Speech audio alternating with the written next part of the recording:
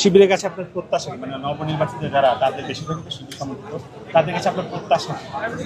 আমার তাদের কাছে একটি প্রত্যাশা, আমাদের ভার্সিটির বিভিন্ন সেক্টরে, আমি সেগুলো উল্লেখ করতে চাই না, দুর্নীতি হচ্ছে এবং হয়ে আসছে। আমরা ছাত্রলীগও দেখেছি এবং ছাত্রদলকেও দেখেছি, কিন্তু এখন আমাদের মানে শেষ ভরসা যদি আমরা বলি সেটা হচ্ছে শিবির। আর আশা করি তারা হচ্ছে এই সেক্টরগুলো যথাযথ উন্নতি সাধন করবে। আর আমাদের কাছে এটাই আশা যে তারা শিক্ষার্থী বান্ধব কাজকর্মগুলো করবে।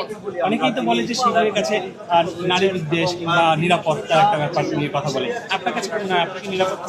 যে অবশ্যই নিরাপদ থাকবো। আমার ক্লাসমেট, আমার সিনিয়র, আমার জুনিয়র, আমি অনেকে দেখেছি যারা শিবির, হ্যাঁ, কিন্তু তাদের কাছ থেকে আমি কখনো নেগেটিভ বা হচ্ছে নেতিবাচক কখনো কোনো কিছু পাইনি। আমি পর্দা করি না, কিন্তু তারা কখনো আমাকে এসব নিয়ে কখনো কটাক্ষ করেনি। এবং আমি একটি কথা বলতে চাই যে শিবির